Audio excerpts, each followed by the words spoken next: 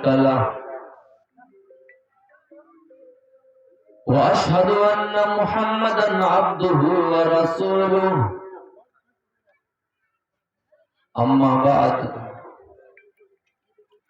أعوذ بالله من الشيطان الرجيم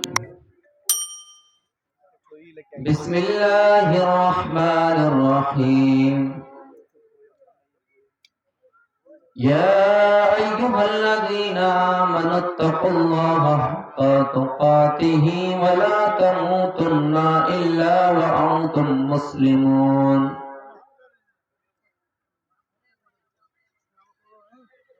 يا أيها الناس اتقوا ربكم الذي خلقكم من نفس واحدة وخلق منها زوجها وبث منهما رجالا كثيرا ونساء واتقوا الله الذي تساءلون به والأرحام إن الله كان عليكم رقيبا فإن خير الحديث كتاب الله وخير الهدي هدي محمد صلى الله عليه وسلم وشر الأمور محدثاتها وكل محدثة بدعة وكل بدعة ضلالة أعوذ بالله من الشيطان الرجيم بسم الله الرحمن الرحيم ومن أعرض عن ذكري فإن له معيشة ضنكا ونحشره يوم القيامة أعمى وقال النبي صلى الله عليه وسلم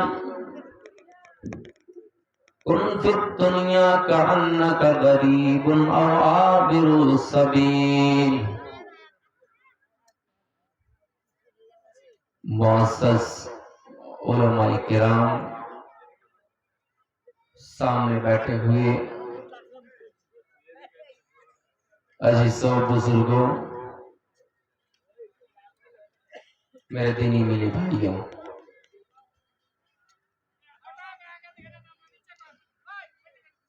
جیسے جیسے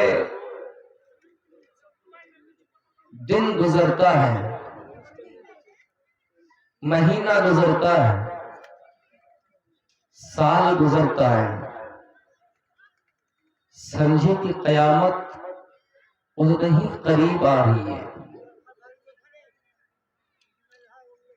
اللہ کے رسول صلی اللہ علیہ وسلم کا پیدا ہو جانا، دنیا میں آ جانا، یہ خود اس بات کی دلیل ہے کہ اب قیامت قریب ہے۔ اور آپ نے اپنی دونوں انگلی کا اشارہ کرتے ہوئے فرمایا کہ اے میرے لوگوں، اے میری جماعت کے لوگوں، اے میرے صحابہ، میں اور قیامت اس طرح بھیجا گیا ہوں جس طرح آپس میں دو انگلی اٹیچ ہے، جڑی ہوئی ہے۔ بُعِثْتُ أَنَا وَالسَّاعَةَ كَهَاتَيْنِ، میں اور قیامت اس طرح بھیجا گیا ہوں جس طرح دو انگلی کے درمیان جتنا فاصلہ باقی ہے یا جتنا بیچ میں ان کے اندر دوری ہے۔ یعنی میرا اس دنیا میں آ جانا اور قیامت صرف اتنے ہی دن کے لیے باقی رہ گئے ہیں جتنا بیچ میں آپ خالی جگہ دے گئے دو انگلی کے درمیان۔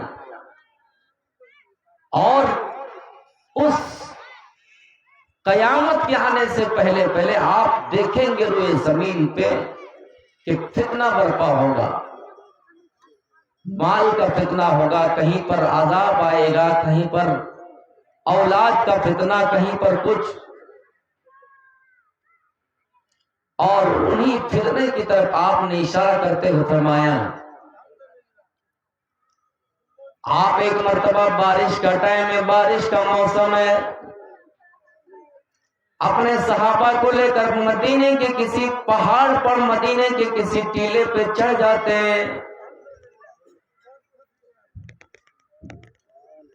ٹیلے پہ چڑھ کر آپ نے فرمایا صحابہ سے مخاطب ہوتے ہوئے، ہل ترون ما ارا، اے میرے صحابہ کیا تم دیکھ رہے ہو اس چیز کو جو میں دیکھ رہا ہوں؟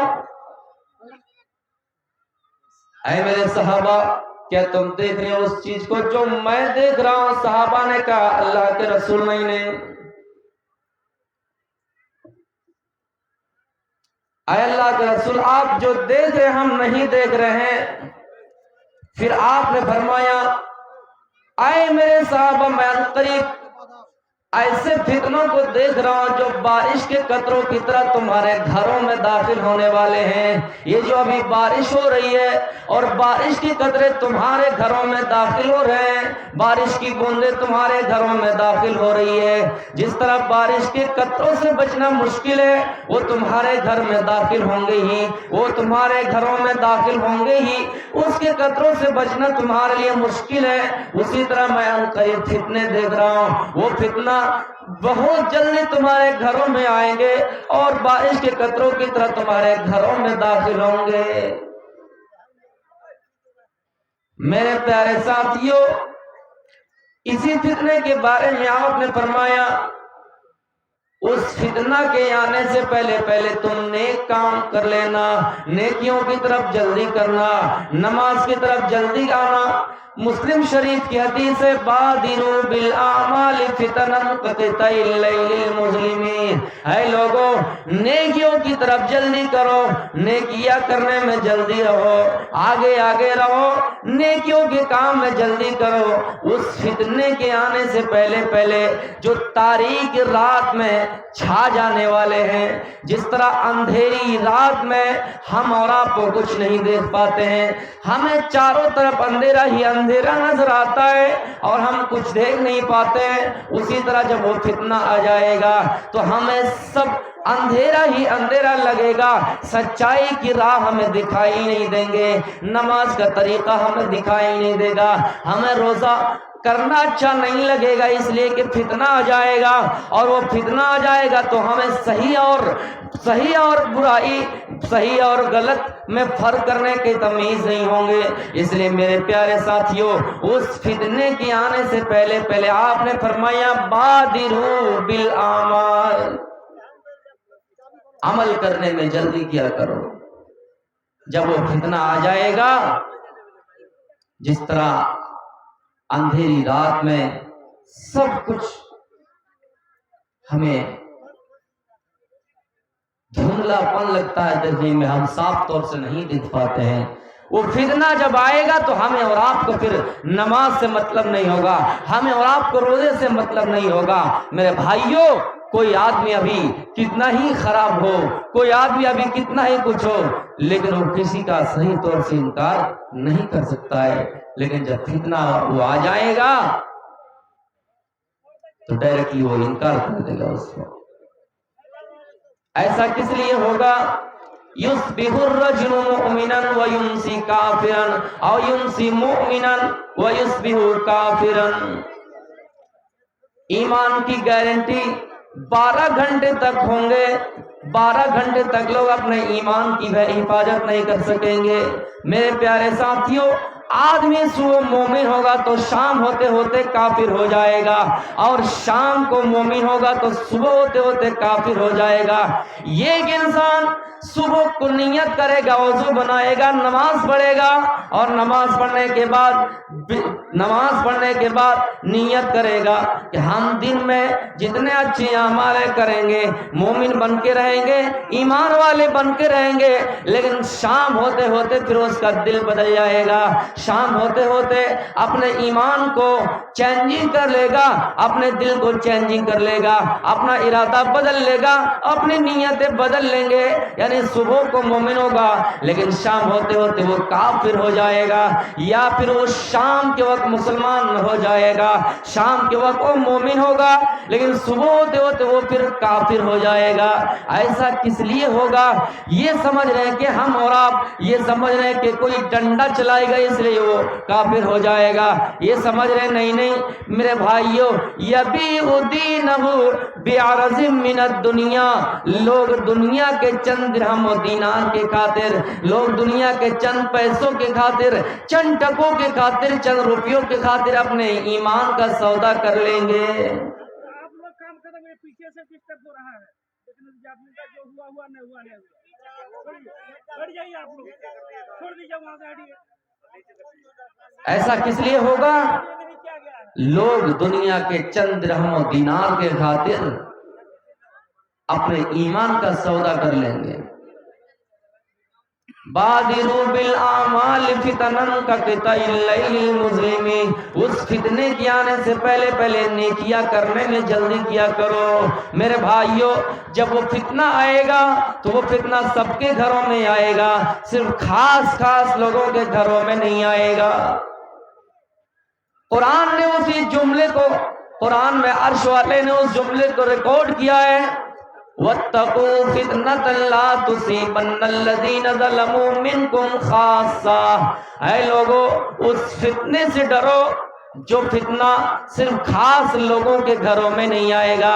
اس کا مطلب یہ ہے اگر کوئی بے نمازی ہے تو آپ یہ سمجھ رہے ہیں کہ صرف انہی کے گھر میں وہ فتنہ آئے گا، نہیں، وہ فتنہ آئے گا تو سب کے گھروں میں آئے گا، ایک نمازی کے گھر میں بھی آئے گا، ایک بے نمازی کے گھر میں بھی آئے گا، ایک روزے دار کے گھر میں آئے گا وہ فتنہ تو پوری بستی میں آئے گا۔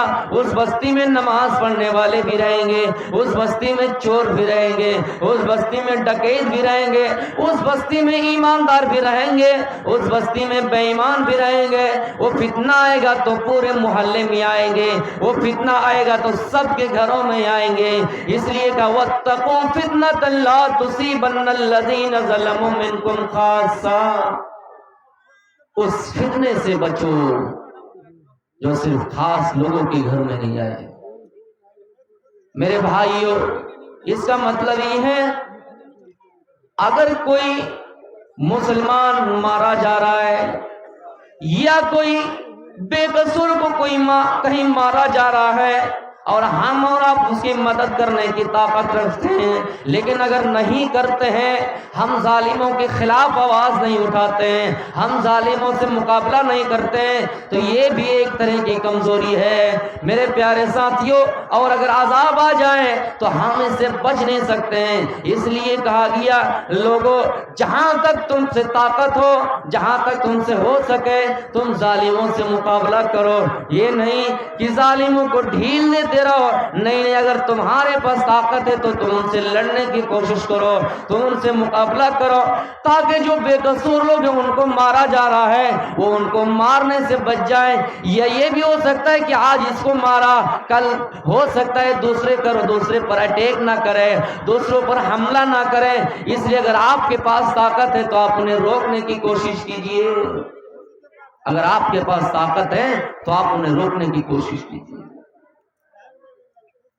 اور اللہ کے رسول صلی اللہ علیہ وسلم نے ابو داؤد کی حدیث میں کلیئر کر دیا، جو پیشین گوئی آپ نے 1400 سال پہلے کی تھی، ہمیں اور آپ کو ایسا لگ رہا ہے کہ وہ اللہ کے نبی کی زبان سے نکلے ہوئے باتیں ابھی بالکل تازہ لگ رہا ہے۔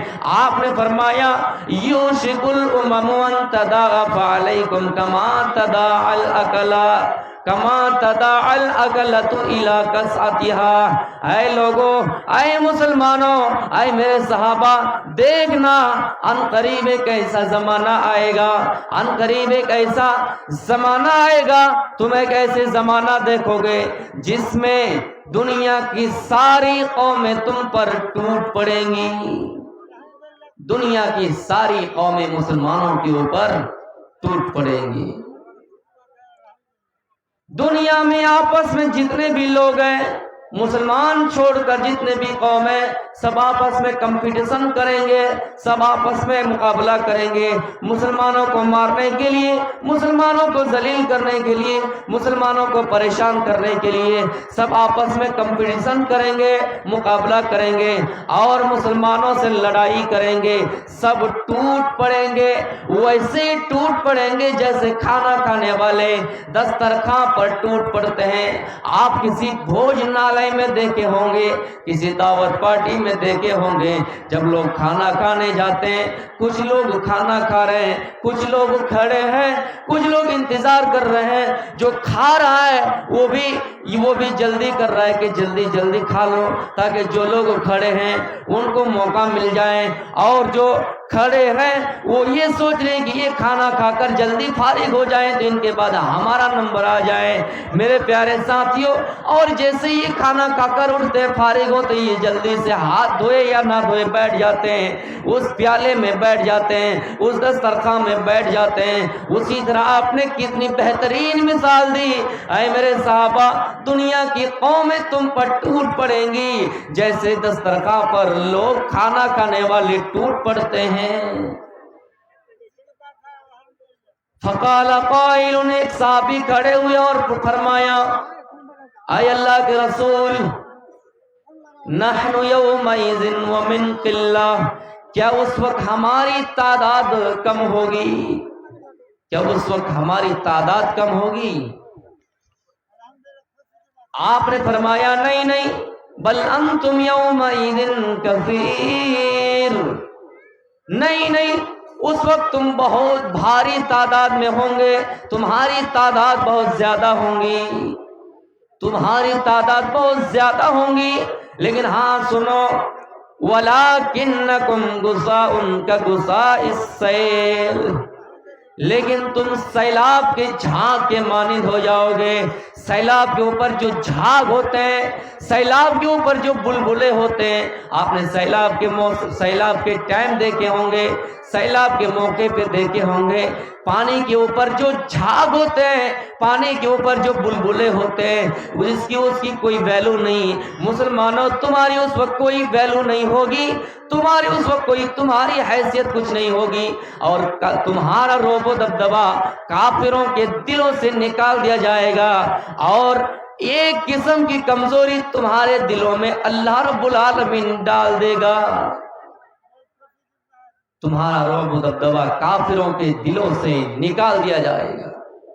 کافر تم کو دیکھ کر پرواہ نہیں کرے گا، کافر دیکھ کر تم کو ڈرے گا نہیں، کافر تم سے ڈرنے والا نہیں ہے، تم سے ڈرے گا نہیں۔ تمہارا ڈر، تمہارا خوف کافروں کے دلوں سے اتار دیا جائے گا، وہ تم کو دیکھ کر ڈریں گے نہیں، وہ تم کو دیکھ کر پرواہ نہیں کریں گے، اور تمہارے اندر ایک قسم کی کمزوری ڈال دیں گے، کمزوری ڈال دیں گے۔ پھر ایک صحابی کھڑے ہوئے اور پوچھا، وَمَا الْوَهْنُ یا رسول اللہ، اے اللہ کے رسول، وہ کمزوری کیا ہے؟ آپ نے فرمایا، حب الدنیا و کراہیت الموت، حب الدنیا و کراہیت الموت۔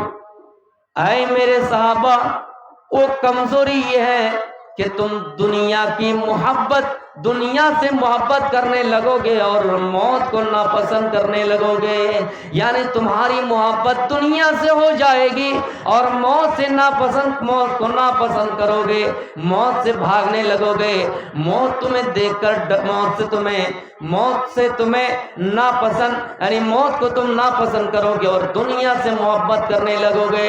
لیکن اتنا یاد رکھیے گا میرے بھائیوں، ہم موت سے تو بچ نہیں سکتے ہیں، لیکن موت سے ہم موت کی تیاری کر کے جہنم سے بچ سکتے ہیں۔ لیکن ہاں، اس وقت ہمارا یہ عالم ہوگا کہ ہم دنیا سے محبت کریں گے اور موت کو دیکھ کر ناپسند کریں گے۔ اسی چیز کا نام وہن ہے، اسی چیز کا نام کمزوری ہے، اسی چیز کا نام کمزوری ہے۔ میرے بھائیوں، وہ فتنہ جب آئے گا تو سب کے گھروں میں آئے گا۔ اور کیا کہا؟ اے میرے صحابہ، اے مسلمانوں کی جماعتوں، تمہارے دشمن کو تم مسلمان ہو اس کی پرواہ نہیں ہوں گے، لیکن ہاں یہ جو تم نماز پڑھتے ہو، یہ جو تم داڑھی رکھتے ہو، یہ جو تم ٹوپی پہنتے ہو، یہ جو تم روزہ رکھتے ہو، یہی وہ اعمال ہے جن سے تمہارے دشمن تم سے جلے گا، اور یہ اگر چھوڑ دو گے تو تمہارا دشمن تم سے خوش ہو جائے گا، اور وہ تم سے مسلسل جنگ کرتے رہیں گے، تم سے لڑائی کرتے رہیں گے، یہاں تک کہ تمہیں دین سے نکال دے گا، تم مرتد ہو جاؤ گے۔ وَلَا يَزَالُونَ يُقَاتِلُونَكُمْ حَتَّى يَرُدُّوكُمْ عَنْ دِينِكُمْ إِنِ اسْتَطَاعُوا۔ اے لوگو، یہودی آپ سے جنگ کریں گے، عیسائی آپ سے جنگ کریں گے، آپ سے لڑیں گے، آپ سے جنگ کریں گے، اس وقت تک جنگ کریں گے، لڑتے رہیں گے، جنگ کرتے رہیں گے، لڑائی کرتے رہیں گے، یہاں تک کہ آپ دین سے نہ ہٹ جائیں، دین سے نہ پلٹ جائیں، یعنی اسلام کو نہ چھوڑ دیں، اور جب آپ اسلام کو چھوڑ دیں گے، آپ مرتد ہو جائیں گے، فَأُولَئِكَ حَبِطَتْ أَعْمَالُهُمْ فِي الدُّنْيَا وَالْآخِرَةِ۔ جب آپ مرتد ہو جائیں گے، جب آپ دین کو چھوڑ دیں گے، اسلام کو چھوڑ دیں گے، تو آپ کا عمل دنیا میں بھی برباد ہو جائے گا اور آخرت میں بھی برباد ہو جائے گا۔ میرے پیارے ساتھیوں، اور ہمارا دشمن یہی چاہتا ہے کہ مسلمان دین سے ہٹ جائیں، مسلمان دین سے پلٹ جائیں، مسلمان مرتد ہو جائیں، مسلمان مرتد ہو جائیں۔ یہودی جنگ کریں گے، ہم سے لڑتے رہیں گے، لڑائی لڑیں گے، عیسائی جنگ کریں گے، یہاں تک کہ ہمیں اور آپ کو مرتد بنا دے گا۔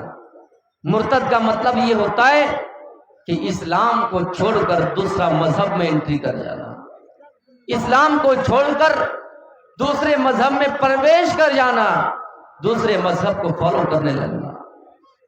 عیسائی آپ سے جنگ کریں گے، لیکن جب آپ اسلام کو چھوڑ دیں گے، اسلام پر عمل کرنا چھوڑ دیں گے، اسلام کی باتوں کو فالو کرنا چھوڑ دیں گے، اسلام کو ماننا چھوڑ دیں گے، میرے پیارے ساتھیوں، تو عیسائی آپ سے خوش ہو جائیں گے، عیسائی کے مطابق چلیں گے، یہودیوں کے مطابق زندگی گزاریں گے، تو یہودی آپ کا دوست بن جائے گا، عیسائی آپ کا دوست بن جائے گا، لیکن وہ تب تک آپ کا دوست نہیں بنے گا، تب تک وہ آپ کا ساتھی نہیں بنے گا، جب تک آپ ان کے دین کی اتباع نہ کرنے لگے، جب تک آپ ان کے دین کی پیروی نہ کرنے لگیں گے۔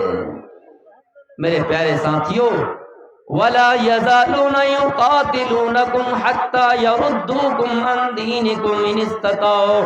جہاں تک ان سے ہو سکے ان کی کوشش کے مطابق وہ آپ سے جنگ کریں گے، آپ کو دین سے نکالنے کی۔ ہاں، جو لوگ مرتد ہو جائے گا، وَمَن يَرْتَدِدْ مِنْكُمْ عَنْ دِينِهِ، جو شخص مرتد ہو جائے گا، دین سے پلٹ جائے گا، فَيَمُتْ وَهُوَ كَافِرٌ، اور وہ حالت مرتد میں، حالت ارتداد میں انتقال کر جائے گا، مر جائے گا، تو اس کا ٹھکانہ جانتے ہیں کیا ہوگا؟ دنیا میں بھی اس کا اعمال برباد ہو جائے گا، آخرت میں بھی اس کا اعمال برباد ہو جائے گا، اور وہ ہمیشہ ہمیشہ کے لیے جہنم میں جلے گا۔ میرے بھائی، اور مرتد کا مطلب یہ نہیں صرف کہ ہم پورا دین سے ہٹ جائیں۔ آج دیکھ لیجئے، مسلمان لڑکیاں غیروں کو شادی کر کے اپنے دین سے ہٹ گیا، غیر کو شادی کر کے، غیر مسلم لڑکے سے شادی کر کے اپنے دین سے ہٹ گیا، پلٹ گیا، اور ان کے مذہب کے مطابق جا کر شادی کر لیا۔ ایسی عورتوں کا ٹھکانہ کیا ہے؟ میرے بھائیوں، اگر اسلامی عدالت ہے، جو شخص مرتد ہو جائے، اگر اسلامی عدالت ہے، اسلامی ملک ہے، تو اس کو اس دنیا میں قتل کر دیا جائے، اس دنیا میں ہی قتل کر دیا جائے، کیونکہ اللہ کے نبی کی حدیث ہے، من بدل دینہ فاقتلوہ، جس نے اپنا دین بدل لیا، جس نے اپنا مذہب بدل لیا، جس نے اسلام کو بدل دیا، اس کے لیے واجب بنتا ہے کہ اس کو قتل کر دیا جائے۔ اگر اسلامی ممالک، اسلامی عدالت ہے، تو اس کو قتل کر دیا جائے، دنیا میں بھی اس کی سزا یہ ہے کہ اس کو قتل کر دیا جائے، اور آخرت میں تو اس کی سزا ہمیشہ ہمیشہ کے لیے جہنم ہے، ہمیشہ ہمیشہ کے لیے آخرت میں اس کی سزا جہنم ہے۔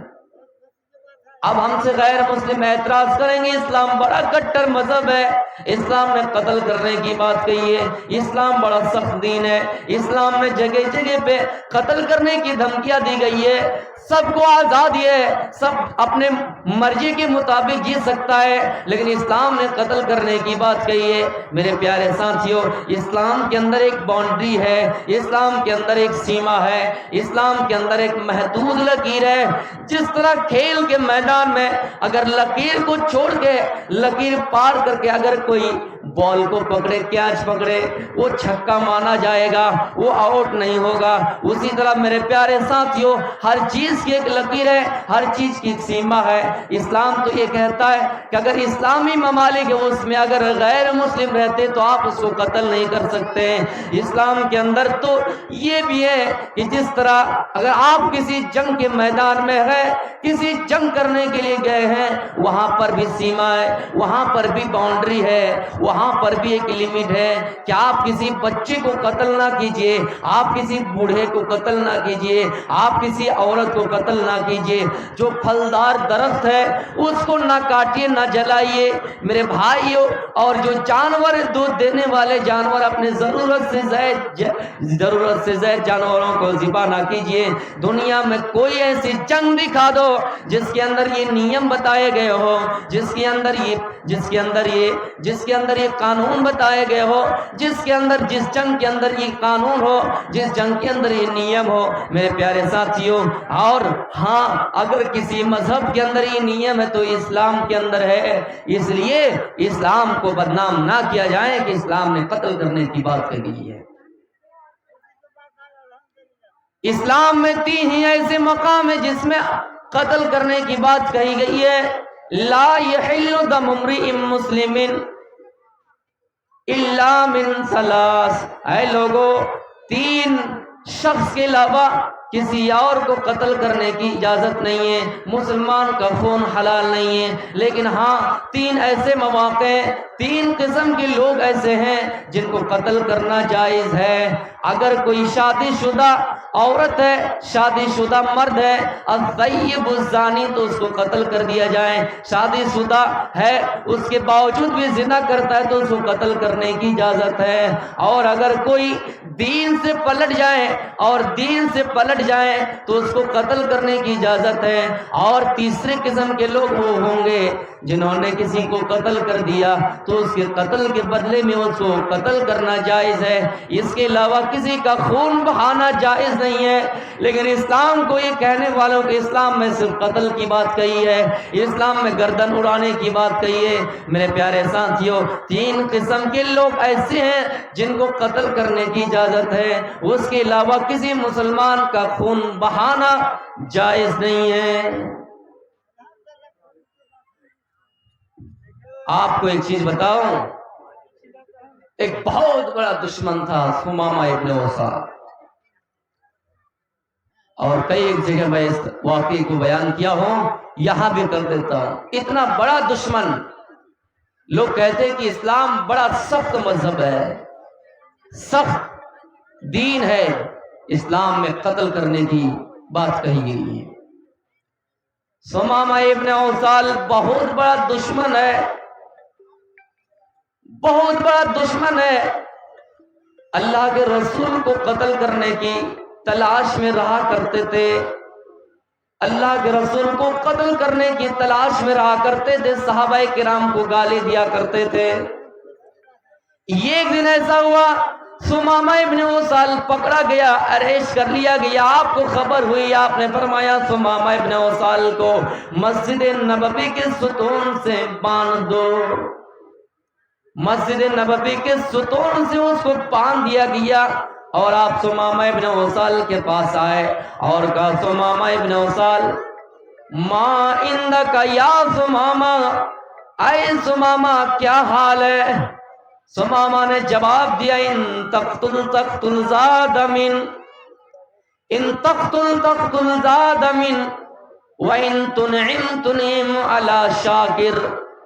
اے محمد، اگر آپ مجھے قتل کرنا چاہیں تو قتل کر دیجئے، چھوڑنا چاہیں تو چھوڑ دیجئے، اگر قتل کریں گے تو آپ مجرم نہیں ہوں گے، اس لیے کہ آپ ایک واقعی ایسے انسان کو قتل کریں گے جو قتل کیے جانے کے لائق ہے، یعنی میں قتل کرنے کے ارادے سے آیا، قتل کرنے کی نیت سے آیا اور اس کے بدلے میں قصاص بنتا ہے، اس کے بدلے میں مجھے بھی قتل کرنا واجب بنتا ہے۔ قتل کریں گے تو آپ مجرم نہیں ہوں گے، لیکن ہاں اگر چھوڑ دیں گے مجھے، میری بیوی ہے، میرے بچے، میری بیوی میرے بچے پر رحم کر کے اگر آپ مجھے چھوڑ دیں گے تو آپ کا بڑا احسان ہوگا، تو آپ کا بڑا احسان ہوگا۔ اے محمد سنا ہو کہ آپ بڑے رحم والے انسان ہیں، اگر آپ مجھے چھوڑ دیں گے تو آپ کا بڑا احسان ہوگا۔ آپ نے اس دن ثمامہ ابن اسال کو چھوڑ دیا، کچھ نہیں کہا، چلا گیا۔ پھر اگلی صبح ثمامہ ابن اسال کے پاس آئے، دوسرے دن ثمامہ ابن اسال کے پاس آئے اور کہا ثمامہ بتاؤ تمہارے ساتھ کیا کیا جائے؟ ثمامہ کا جواب وہی ہے کہ چھوڑنا چاہیں تو چھوڑ دیجئے، قتل کرنا چاہیں تو قتل کر دیجئے۔ قتل کریں گے تو آپ مجرم نہیں ہوں گے، یہ خونی شخص کو قتل کریں گے اور چھوڑیں گے تو آپ کا بڑا احسان ہوگا۔ آپ نے اس دن بھی ثمامہ ابن اسال کو چھوڑ دیا۔ تیسرے دن آئے، کہ ثمامہ بتاؤ تمہارے ساتھ کیا کیا جائے؟ ثمامہ کا وہی جواب، اے محمد قتل کرنا چاہیں تو قتل کر دیجئے، چھوڑنا چاہیں تو چھوڑ دیجئے، میں یمامہ کا گورنر ہوں، اے محمد کچھ مال چاہیے، کچھ اگر مال چاہیے تو آپ کا یہ میں ایک لیٹر بھیجتا ہوں یمامہ، وہاں سے مال آ جائے گا، بہت مال آ جائے گا، یہ ایک لیٹر بھیجتا ہوں وہاں سے مال آ جائے گا، آپ کو کچھ مال چاہیے؟ آپ نے فرمایا نہیں نہیں اے ثمامہ مجھے مال نہیں چاہیے، اے ثمامہ مجھے مال نہیں چاہیے۔ آپ نے تیسرے دن ثمامہ کو آزاد کر دیا، جاؤ، چھوڑ دیا، ثمامہ کو آزاد کر دیا۔ ثمامہ وہاں سے چل دیے، تھوڑی ہی دور گیا تھا، راستے میں کنواں نظر آیا، اس کنویں کے پاس بیٹھ گئے، کنویں میں بالٹی ڈالا، پانی نکالا، پانی نکالنے کے بعد ثمامہ وہیں پہ غسل کیا، غسل کرنے کے بعد پھر اللہ کے نبی کے پاس آ گئے۔ آپ نے دیکھا ثمامہ کیا بات ہے واپس آ گئے، اے ثمامہ کیا میری کسی پولیس نے تجھے بارڈر پہ پریشان کیا؟ کیا میرے صحابہ نے تیرے راستہ روکا؟ کیا میرے صحابہ نے تجھے پریشان کیا؟ کیا بات ہے ثمامہ کیوں واپس آئے؟ ثمامہ نے کہا اے محمد جب تک میں قید تھا تو آزاد تھا، آپ کو جو چاہا بولا، جتنی گالیاں دینا چاہا آپ کو گالیاں دی، لیکن آپ نے مجھے آزاد کر دیا، تو یہ آزادی حقیقت میں آزادی نہیں ہے، آپ نے مجھے اپنے دلوں کی دھڑکن بنا لیا ہے، آپ نے مجھے اخلاق کی رسی میں باندھ لیا ہے، آپ نے مجھے اپنے دلوں کا گرویدہ بنا لیا ہے، آپ نے مجھے اپنے دلوں میں بسا لیا ہے۔ اے محمد صلی اللہ علیہ وسلم اب میں اسلام لانا چاہتا ہوں۔ اسی جگہ پہ ثمامہ کلمہ پڑھتا ہے، اشہد ان لا الہ الا اللہ واشہد ان محمدا عبدہ ورسولہ۔ ثمامہ کلمہ پڑھ کر اسلام لے آتا ہے۔ اسلام کو بدنام کرنے والوں، ثمامہ کے اوپر کون سا ظلم تھا، کون سا دباؤ تھا، کون سا پریشر تھا ثمامہ پر؟ کیا ثمامہ کو اس جگہ پہ مجبور کیا گیا؟ نہیں، ثمامہ اس جگہ پہ اسلام لیا جاتا ہے۔ اسلام لانے کے بعد ثمامہ کہتا ہے اے محمد جب میں اسلام نہیں لایا تھا میرے دل میں اسلام کی بات نہیں اتری تھی، تو جانتے ہیں میں نے دنیا میں بہت بڑے بڑے بادشاہوں کا چہرہ دیکھا ہے، لیکن اے محمد صلی اللہ علیہ وسلم سب سے گندا چہرہ اگر کسی کا مجھے لگ رہا تھا تو آپ کا چہرہ لگ رہا تھا۔ اے محمد دنیا میں سب سے گندی بستی اگر کوئی مجھے نظر آ رہی تھی تو آپ کی بستی نظر آ رہی تھی. دنیا میں گندا شہر اگر کوئی نظر آ رہا تھا تو آپ کا شہر نظر آ رہا تھا. لیکن پھر بھی آپ کو غیرت نہیں آ رہی ہے. آپ کو قتل کرنے کے ارادے سے آیا لیکن آپ کو غیرت نہیں آئی. آپ غصے میں نہیں آئے, آپ غصہ نہیں کیے. میرے بھائیوں, آپ کے چہرے کو گندا چہرہ کا پھر بھی آپ غصہ نہیں کیے, پھر بھی آپ غصے کو قابو میں پا لیے. میرے پیارے ساتھیوں, جس چہرے کے بارے میں عرش والے نے کہا تھا وَسِرَاجًا مُنِيرًا, جس چہرے کے بارے میں قرآن نے یہ الفاظ نقل کی وَسِرَاجًا مُنِيرًا, اللہ کہتا ہے ہم نے محمد کو روشن چراغ بنا کر بھیجا ہے. محمد کا چہرہ روشن اور چمکنے والا ہے. سراجا منیرا یعنی روشن چراغ ہے. میرے پیارے ساتھیوں, محمد الرسول اللہ کے چہرے کے بارے میں حضرت عائشہ یہ شعر پڑھا کرتی ہے لنا شمس وللآفاق شمس, اے لوگو ہمارا ایک سورج ہے, آسمانوں کا ایک سورج ہے, ہمارا ایک سورج ہے اور آسمانوں کا ایک سورج ہے. وَالشَّمْسِ خَيْرٌ مِّن شَمْسِ السَّمَاءِ, میرا سورج آسمانوں کے سورج سے بہتر ہے. فَإِنَّ الشَّمْسَ تَطْلُعُ بَعْدَ فَجْرٍ, اس لیے کہ آسمان کا سورج تو ہے جو دن میں فجر کے بعد چمکتا ہے. وَشَمْسِ طَالِعٌ بَعْدَ الْعِشَاءِ, اور میرا سورج تو ہے جو رات کے وقت عشاء کے بعد میرے بستر پہ آ کے چمکتا ہے. حضرت عائشہ رضی اللہ تعالیٰ عنہ اللہ کے رسول صلی اللہ علیہ وسلم کے بارے میں کہہ رہے ہیں اے لوگو لنا شمس وللآفاق شمس, ہمارا ایک سورج ہے اور آسمانوں کا ایک سورج ہے. مطلب یہ ہے اللہ کے رسول کو سورج بتا رہے ہیں لوگوں ہمارا ایک سورج ہے, آسمانوں کا ایک سورج ہے, لیکن ہمارا سورج آسمانوں کے سورج سے بہتر ہے. اس لیے کہ آسمان کا سورج تو ہے جو دن میں فجر کے بعد چمکتا ہے اور میرا سورج رات کے وقت عشاء کے بعد میرے بستر پہ آ کے چمکتا ہے. جس نبی کے چہرے کے بارے میں حضرت حسان ابن ثابت نے یوں شعر پڑھا حضرت حسان ابن ثابت یوں شعر پڑھا کرتا تھا وَأَحْسَنَ مِنْكَ لَمْ تَرَ قَطُّ عَيْنِي وَأَجْمَلَ مِنْكَ لَمْ تَلِدِ النِّسَاءُ, دنیا میں سب سے حسین و جمیل چہرہ میں نے آج تک محمد کے علاوہ کسی کا نہیں دیکھا, اور دنیا کے اندر کسی عورت نے کسی ماں نے اتنا خوبصورت بچہ پیدا ہی نہیں کیا. آج تک میری آنکھوں نے محمد الرسول اللہ جیسا حسین و جمیل چہرہ کسی کا نہیں دیکھا, اور دنیا کے اندر کسی ماں نے اتنا خوبصورت بچہ پیدا ہی نہیں کیا. تو میرے پیارے ساتھیوں, اسلام کو بدنام کرنے والے یہ کہتے ہیں کہ اسلام آتنکواد ہے. اسلام کو بدنام کرنے والے یہ کہتے ہیں اسلام میں جگہ جگہ پہ اسلام میں صرف قتل کی بات کہی گئی کہ جہاں ملے گردن اڑا دی جائے. نہیں, بلکہ اس کا اپوزٹ ہے جس کو قرآن نے نقل کیا. کیا ہے مسلمانوں, یہ سمجھتے ہو کہ یہودی آپ کا دوست بن جائے گا, یہ سمجھتے ہو کہ عیسائی آپ کا دوست بن جائے گا. دوست اسی وقت بنے گا جب آپ ان کے دین پر چلنے لگیں گے, جب آپ ان کی پیروی کرنے لگیں گے, جب آپ ان کے مطابق اپنی زندگی گزارنے لگیں گے, تب وہ آپ سے خوش ہو جائیں گے. اور مسلمانوں میں کتنی ایسی برائیاں آ گئی ہے, جیسے جنم دن منانا اور نئے سال کی مبارکبادی دینا. کتنی ایسی چیز آ گئے جو ہم اور آپ یہودی کی رسم و رواج کو اپنا لیے ہیں. میرے بھائی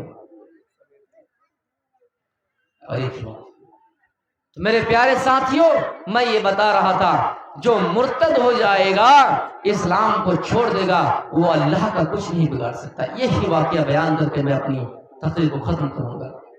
جو مرتد ہو جائے گا وہ اللہ کا کچھ نہیں بگاڑ پائے گا, برباد وہ خود ہوگا. دنیا میں اس کی ایک سزا اور بھی ہے. کیا سزا ہے؟ ایک عیسائی تھا، اسلام لے آیا، اسلام قبول کیا۔ اللہ کے رسول صلی اللہ علیہ وسلم نے ان کو ایک کام دے دیا۔ وہ عیسائی رائٹر تھے، وہ عیسائی کاتب تھے، لکھنا جانتے تھے۔ آپ نے ان کو ایک کام دے دیا، کیا ہے فلا؟ وہ مسلمان ہو گیا تھا، آپ نے اس کو ایک کام دیا، آئے فلا جب میرے اوپر قرآن کی آیتیں نازل ہو، جب قرآن کی آیتیں نازل ہو، جبریل وحی لے کر آئے تو آپ اس کو لکھنے کا کام کرنا۔ آئے فلا جب میرے اوپر قرآن کی آیتیں نازل ہو تو تم لکھنے کا کام کرنا۔ وہ عیسائی جب مسلمان ہوا تو آپ نے اس کو یہ کام دے دیا، اور وہ کچھ دنوں تک لکھنے کا کام کیا، لکھتا رہا، لیکن پھر ایسا ہوا کہ وہ عیسائی دوبارہ عیسائی بن گیا، مرتد ہو گیا، اسلام کو چھوڑ دیا اور وہ مرتد ہو گیا۔ میرے بھائیوں، جب مرتد ہو گیا تو مرتد ہو کی بس نہیں کیا، بلکہ مرتد ہونے کے بعد یہ افواہ اڑا دی اور نبی کی شان میں گستاخی کی، اور کہنے لگے اے لوگوں، اے مکے والوں، اے لوگوں سنو، یہ جو محمد ہے ان کو کچھ نہیں آتا ہے، میں نے ان کو جتنی باتیں لکھ کے دی اتنا ہی جانتا ہے، اس کے علاوہ کچھ نہیں جانتا ہے۔ نبی کی شان میں گستاخی انہوں نے کرنا شروع کر دیا۔ یہ محمد کو ہم اور آپ پڑھیے صلی اللہ علیہ وسلم کچھ نہیں جانتے، ہم نے ان کو جتنا لکھ کے دیا اتنا ہی جانتے ہیں۔ مسلمان ہوا، عیسائی تھا، مسلمان ہوا، نبی نے لکھنے کا کام دیا، کچھ دنوں تک لکھا بھی، لیکن پھر سے دوبارہ عیسائی بن گیا۔ عیسائی بننے کے بعد اتنا ہی بس نہیں کیا، نبی کی شان میں گستاخی کی، اور گستاخی کرنے کے بعد یہ اعلان کیا محمد کو کچھ نہیں آتا، محمد کو اتنا ہی آتا جتنا میں نے لکھ کے دیا ہے، محمد کو کچھ نہیں آتا، اتنا ہی آتا ہے جتنا میں نے لکھ کے دیا ہے۔ میرے بھائی، کچھ دنوں کے بعد اس کا انتقال ہو جاتا ہے، اس کی موت ہو جاتی ہے، وہ انسان مر جاتا ہے، وہ عیسائی مر جاتا ہے۔ جب وہ مر گیا تو ان کو ان کی قوم نے ایک قبر میں دفن کر دیا، ان کی قوم نے ان کو ایک قبر میں دفن کر دیا۔ جب صبح ہوئی تو دیکھتا ہے کہ اس کی لاش باہر پڑی، جب صبح ہوئی تو دیکھتا ہے کہ اس کی لاش باہر پڑی ہوئی ہے۔ میرے بھائیوں، ان کی قوم نے سوچا ضرور یہ محمد اور ان کے ساتھی کا کام ہوگا، اس لیے کہ انہوں نے محمد کی شان میں گستاخی کی ہے، اس لیے محمد اور ان کے ساتھیوں نے بدلہ لیا ہے اور ان کو قبر سے نکال دیا ہے اور باہر رکھ دیا ہے، اور گہری قبر کھودی گئی اور اس کو اس قبر کے اندر رکھ دیا گیا۔ پھر اگلی صبح آ کر دیکھتا ہے تو کیا دیکھتا ہے؟ قبر نے اس کو پھر باہر نکال دیا ہے اور پھر اس کی لاش باہر پڑی ہوئی ہے۔ پھر کہا ان کے ساتھیوں کا یہ کام ہے، عیسائی لوگ آئے اور کہا یہ ضرور محمد اور ان کے ساتھیوں کا کام ہے، اس لیے کہ یہ نبی کی شان میں گستاخی کیا کرتے تھے، اس لیے ان کے ساتھی نے بدلہ لیا ہے، اور گہری قبر کھودی گئی، اتنی گہری کھودی گئی کہ اس کو کھود کر نکالنا ایک رات میں آسانی سے نہیں نکال سکتا ہے، اور گہری قبر کھود کے اس کو رکھ دیا گیا۔ پھر اگلی صبح دیکھتا ہے کہ اس کو پھر باہر رکھ دیا گیا ہے، قبر نے اس کو باہر نکال دیا ہے۔ تو میرے پیارے ساتھیوں، وہ لوگ سمجھ گئے نہیں، اتنی گہری قبر کھودنے کے بعد پھر بھی ان کی لاش باہر پڑی ہوئی ہے، اس کا مطلب یہ ہے کہ یہ محمد کا کام نہیں ہے، یہ ان کے ساتھی کا کام نہیں ہے، ضرور ان کو اللہ نے عذاب دیا ہے، ضرور ان کو ایشور نے عذاب دیا ہے، اس لیے کہ نبی کی شان میں گستاخی کرتے تھے، اس لیے کہ یہ مرتد بھی ہو گئے، نبی کی شان میں گستاخی کرتے تھے، اور نبی کی شان میں جو گستاخی کرتے ہیں اس کا انجام اسی طرح ہوتا ہے۔ میرے پیارے ساتھیوں، تب پھر اس کو ایسے ہی یوں ہی زمین پہ پڑا چھوڑ دیا، زمین میں اس کو چھوڑ دیا، یوں ہی زمین پہ اس کو چھوڑ دیا، اس کو دفن نہیں کیا، اس کو دوبارہ اور قبر میں نہیں رکھا۔ تو میرے پیارے ساتھیوں، جو مرتد ہو جائے گا اس کی سزا دنیا میں بھی یہی ہے، اور آخرت میں تو ہمیشہ کے لیے جہنم میں رہیں گے۔ میرے پیارے ساتھیوں، میں یہ بتا رہا ہوں کہ یہودی آپ سے کبھی خوش نہیں ہو سکتے یہاں تک کہ آپ مرتد نہ ہو جائیں، اور مرتد کا ٹھکانہ اس دنیا میں دیکھ لیجیے اس واقعے سے کہ اس کی لاش باہر پڑی رہ گئی، اور فَأُولَٰئِكَ حَبِطَتْ أَعْمَالُهُمْ فِي الدُّنْيَا وَالْآخِرَةِ، اس کی اعمال دنیا اور آخرت میں بھی برباد ہو جائیں گے، اور آخرت میں وہ ہمیشہ جہنم میں رہیں گے۔ عیسائی آپ سے کبھی خوش نہیں ہو سکتے، ہاں اگر آپ ان کے دین میں چلیں گے، ان کی پیروی کریں گے تو آپ سے وہ خوش ہو سکتے ہیں۔ میں اپنی تقریر کو یہیں سے ختم کرتا ہوں، میری طبیعت بہت ہی ناساز ہے، اس لیے جو انداز تھا میرا تقریر کا وہ نہیں ہو سکا۔ انشاءاللہ اگر کبھی پھر دوبارہ موقع ملے، حیات باقی تو ملاقات باقی۔ وما علینا الا البلاغ المبین، وآخر دعوانا الحمد للہ رب العالمین۔ السلام علیکم ورحمۃ اللہ وبرکاتہ۔